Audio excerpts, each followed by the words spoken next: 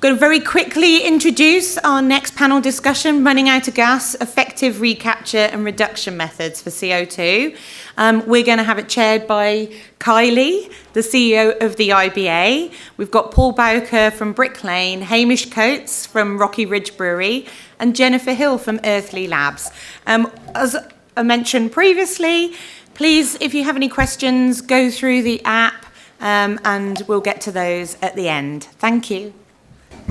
I get to be the person that doesn't completely understand the brewing process, so I can ask all these really dumb questions of our expert panellists. So thanks for having us today. From our perspective, we know, and you all know, that we are heavy users of energy for the brewing process, particularly CO2. You also, we and the industry are very aware of the fact that we care also a great deal about our impact on the environment and how we can not only reduce that impact but save money in the brewing process. We also know that we have a shortage of CO2 in Australia, and there's ebbs and flows, and it's very challenging and very difficult for business continuity when 1 week you might not have a supply. We've got stories across the country of regional brewers saying, "Can I borrow some gas this week? I'll pay it back next week." Not an ideal situation. The other thing that we know over the top of that is what the federal government is trying to achieve in terms of having businesses reduce their use of gas and transfer to electricity. And so today what I am keen for the panel to do is to work with us to help articulate what the actual problem is and talk from their own perspective about what they've done in very different situations to deal with that process or to deal with that issue. In this case, Hamish will talk about what they're doing and have done at Rocky Ridge. Paul will talk about what they're doing at Brick Lane in a very different way, and Jennifer will talk from the perspective of having one of the solutions. So I might talk to our breweries first. Paul, are you able to just give us the rundown of, I know you've done a lot of work in this space, I know you're looking to innovative ways of trying to find your own solutions at Brick Lane. Are you happy to just have a 2-minute chat to us about some of those initiatives? Yeah, sure. So I guess at Brick Lane we're in a fairly unique position in that we've got a fairly modern, new, large-scale brewery, at least for the independent space anyway. And when we set it up, really sustainability was the core of what we were trying to do. So we've got this luxury of scale and volume, which means we can do a lot of things, and maybe a lot of innovative things that are a little bit more difficult in a smaller brewery. But hopefully, as we implement these things, then the application of those to other scale breweries will also flow through as well. We took the approach very early on that we'd be very open and public about what we're doing in the sustainability space. So we publish all of our metrics. They're all available in an annual sustainability report that's on our website. So all the metrics are in there. Some are great, some are not so great. CO2, we report on CO2. We report on CO2 kilos per hectolitre. I can tell you what those figures are. They're getting better. They weren't great initially, but they've come down significantly, probably by about 30 or 40% over the last couple of years, and they've still got a fair way to go. So because we make all this public and we stand behind it all, we spend a lot of time in developing different ways that we can manage that footprint. And we'll talk about that a bit later on. I'll let everyone else introduce themselves next. Hamish, from your perspective, and we've got breweries from all sizes and scales in the room. Those that don't have the resources to put in to do the full analysis, what from Rocky Ridge's perspective, and we know from having celebrated the work that you and Mel are doing about the care that you have for your impact in the environment, what are you doing at the brewery from your perspective to deal with this issue? Yeah, so it's a really interesting space. Obviously, as brewers, we all recognise that there's a huge impact involved with making beer, and it's our duty, I believe, as processors and producers of product to make the least impact we possibly can, to reduce our impact wherever we possibly can. So it all begins with the reduction of CO2 use in every place we possibly can. There's lots of ways that we can do that. One is managing and controlling, making sure we're not just venting and blowing CO2 off the atmosphere. There's also other ways of doing it. You can use nitrogen generation. That obviously has an energy impact as well, though. So we've got to balance up that energy impact versus what we can reduce from CO2 from fermentation. So as a relatively small brewery, we believe it's our duty to invest in smart technologies. So CO2 recapture and reclaim is one of those, and there's some fantastic businesses out there who are creating some amazing products like Earthly Labs are that allow for small-scale producers like us to capture that CO2 at what is, I believe, a relatively low initial capital cost, but it's not sustainable for everyone. I'll let you chat a little bit more about that because that's obviously your area, but ultimately I think that as producers we have an obligation to have the least impact we can. Having our own supply of CO2 on site is obviously of benefit to us as well. There are, and we can go into this a little bit more in detail, but there are some issues with that, and obviously we have to ensure that we have the facility to be able to control, monitor, and ensure that that CO2 is of a suitable quality for us. But ultimately, yeah, we're trying to reuse as much CO2 as we can and make sure that we're not having to buy in too much from external sources. These, I'm interested to know from Paul, before we hear from Jennifer, Paul and Hamish, the impact of the immediate problem with the cost on CO2. We know we rarely pass that on to the consumer. And the reliability of supply. How is that impacting brewery operations? Yeah, pretty significantly. I guess when we look at CO2, we probably look at three things. One is the price that we're paying for CO2. Another one is the security of supply. And the third one is around the sustainability side of CO2. So we've had a few different CO2 suppliers since we started. I can name them. I don't think there's anything wrong with that. So we've used liquid gas.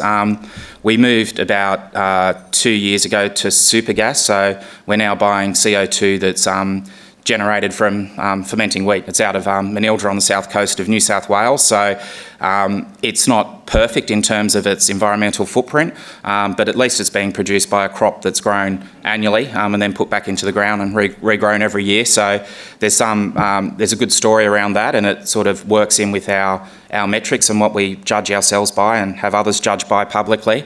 The other good thing about it is it's a fairly reliable source in a sense. I'm sure lots of people in the room have had CO2 issues, and CO2 comes from usually cracking natural gas in some form, whether it's cleaning, burning, or from coal seam gas or any of those type of areas. I know that because I used to work in coal seam gas, don't hate me. It's not the greatest process, and from ammonia production, and if you look at all these industries, they're getting more and more challenged, and as we're moving away from fossil fuels, the access to CO2 from these sources is going to get tighter and tighter and more irregular. Hamish has got his solution for it. Ours is to find a different source, a natural source, which is what we've done. And then the next phase for us will be looking at CO2 capture, which we'll talk about later. And Hamish, from, I know from the work that we've done with the Southwest Brewers Alliance, one of the reasons that you started working together was shared costs and shared transport and things like this. So how does it, being more remote, more rural, have an impact on the supply issue for you and the brewers in the southwest of Western Australia? It's a really interesting one. I mean, we've speaking from experience with us, and this may not be true for every West Australian brewery, but we've actually been very lucky in Western Australia and not experienced too many supply issues with CO2. It is all from industrial manufacturing processes. To the best of my knowledge, the two main suppliers in Western Australia have not had any issues there, so we've been incredibly lucky.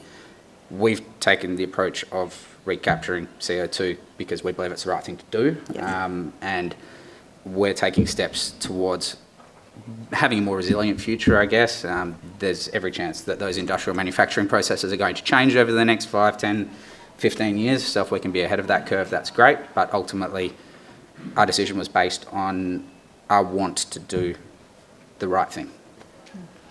Jennifer, over to you. I'm interested to hear, before we talk specifically about the technology that your company offers, I'm interested to hear you obviously would be looking at this from a worldwide perspective. Do you have any insights that you're happy to share with us as to what's happening around the world and that impacts or that has some influence on what's happening here? Yeah, absolutely. So we are seeing CO2 shortages happening across the globe. So I would say a lot of this started at the beginning of COVID, and we've seen the trend continue globally. So not only the shortages, but the price increases, the force majeure. So in, I think, worst case scenario, we've seen a 700% increase over the last year. That would be in New Zealand. So this is something that we continue to see moving forward. We're even seeing some government regulations on VOC emissions.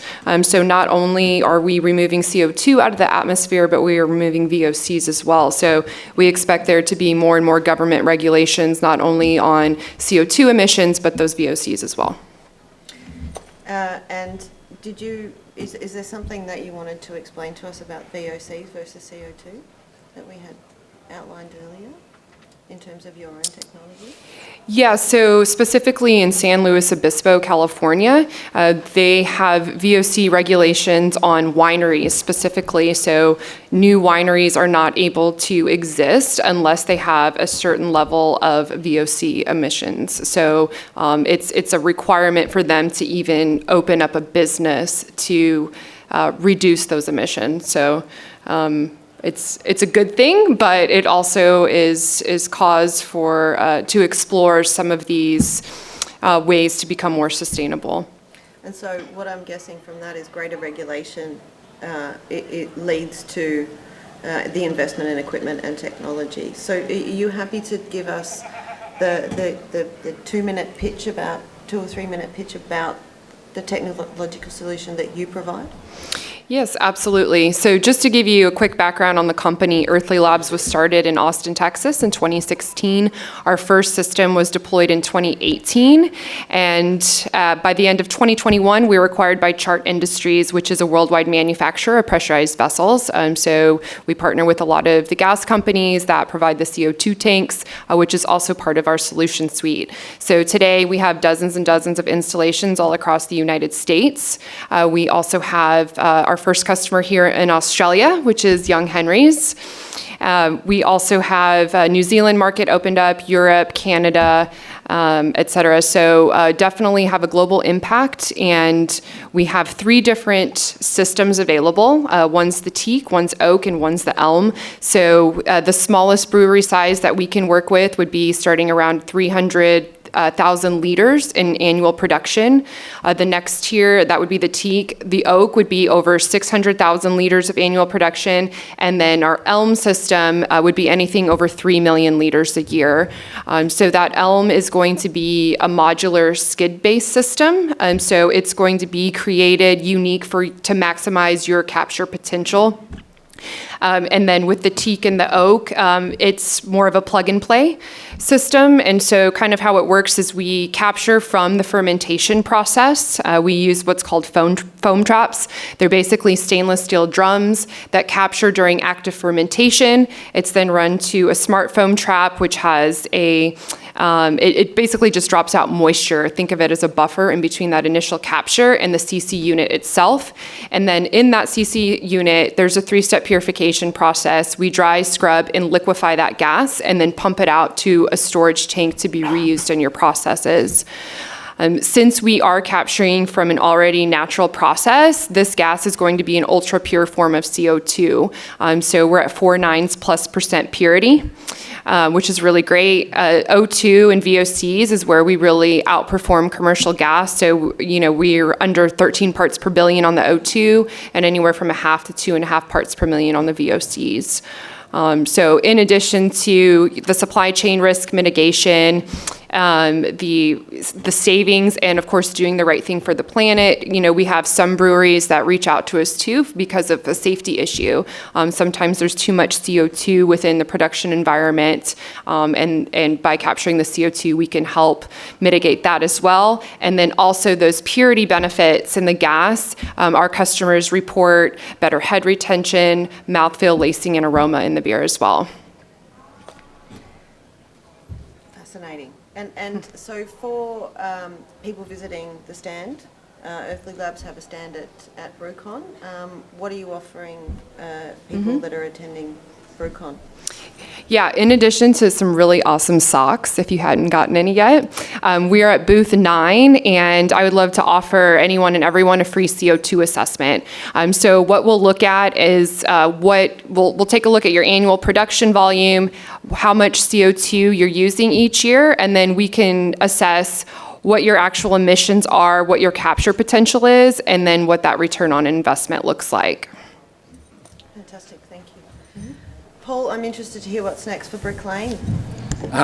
So I guess and Hamish touched on a good point before, which was really around process, and everything starts with having the right processes, so you minimise your usage. So we've done a lot of projects in-house around CO2, things like automation in our bright beer cellar, so all the headspaces are linked. We're often filling and emptying tanks at the same size, so rather than venting and filling with CO2, we can share CO2 across bright beer tanks. We've got a few other little projects like, obviously CO2 comes in cryogenic form, so we did a vaporisation project internally, so we run our glycol through our CO2 to basically put the energy from the CO2 to heat it up, and it goes into the glycol to cool the glycol. So all these little things, they sound small, so for us it's getting all those 1%ers right.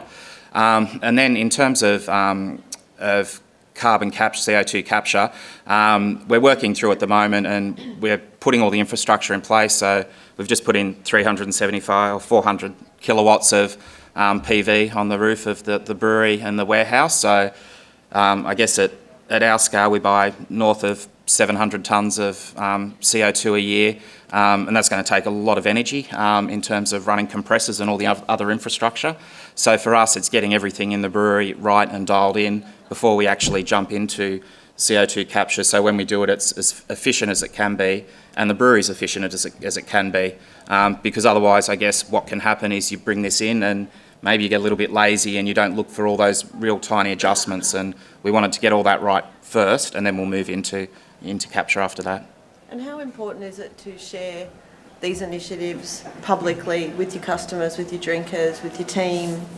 Yeah, it's crucial, and we publish it. So we use 4.6 kilos of CO2 per hectolitre at the moment. It was over 6, so it's come down. We've got a target to get to 3.5. So all this is really public, and it's important for us, and it's incredibly important for retailers and your customer, not just your consumer, because they're looking at this more and more. And I know there's another, Young Henry's over there. They've got a B Corp certification. There's a few people working towards that. How you manage your CO2 is incredibly important. It's something that the consumer and the customer understand very well, and everyone's moving towards it. So for us, it's critical.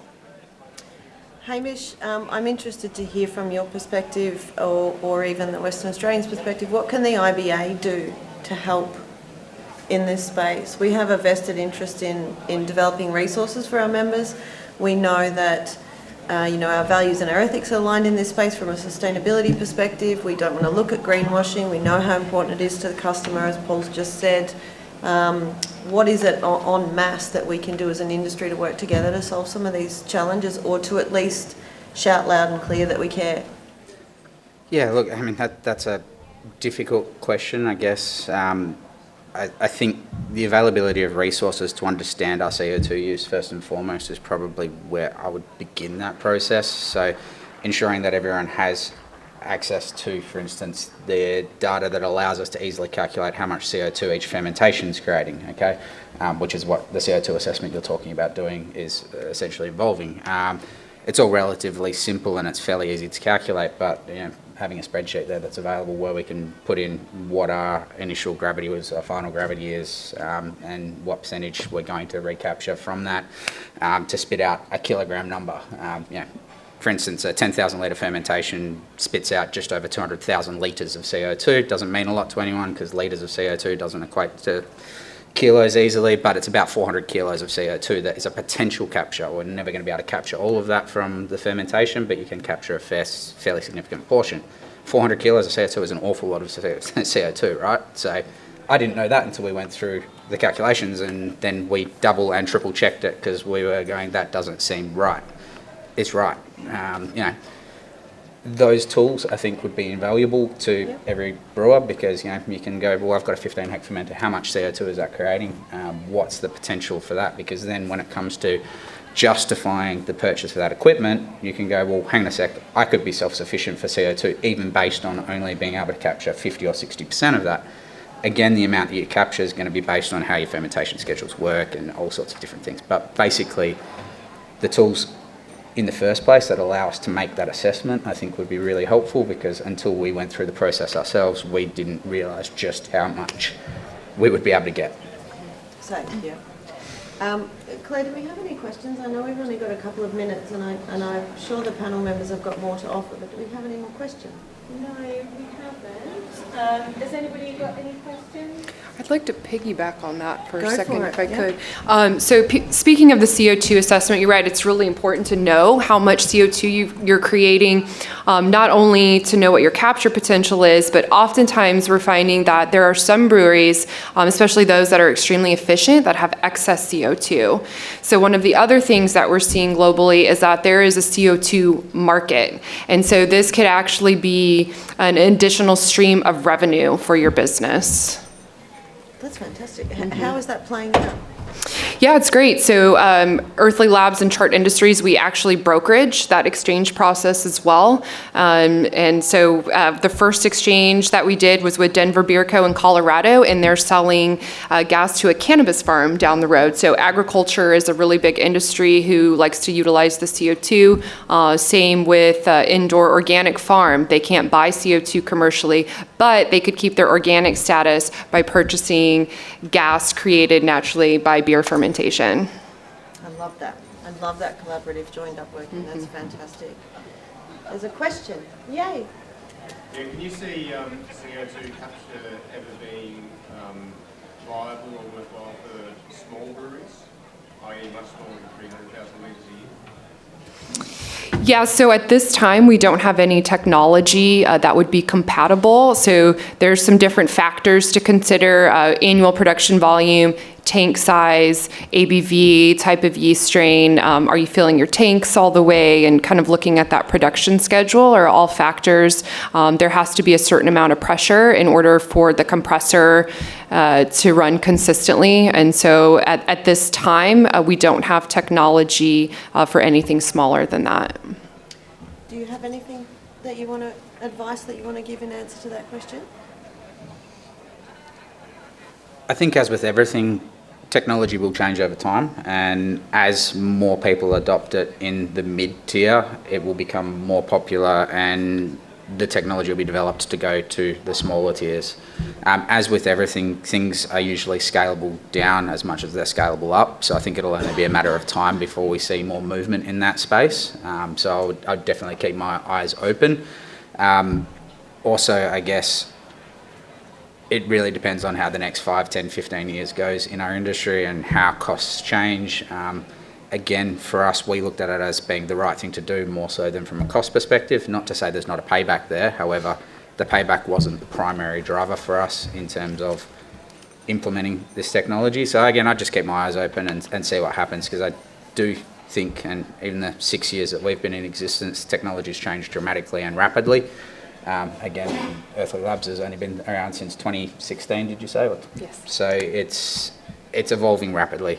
Keep an eye out. It will change and it will become available, I think. Okay. Hamish, question for you. With the installation of your CO2 capture unit, what sort of a percentage decrease did you see in your carbon footprint as a business?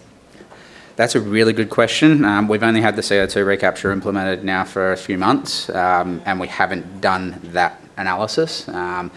We are working towards it being fully self-sufficient, so we'll reduce our impact by about 80 tonnes of CO2 per year in terms of our input, so that's the purchase.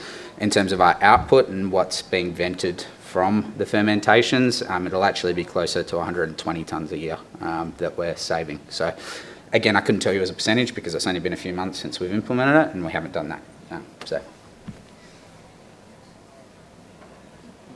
Thank you for that. That was really interesting, and it sounds like it's a really great opportunity.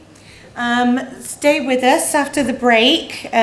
We've got afternoon tea now, and when you come back at 4 p.m, we have Sabrina Kuntz, Bill Walker from the Queensland Department of Regional Development.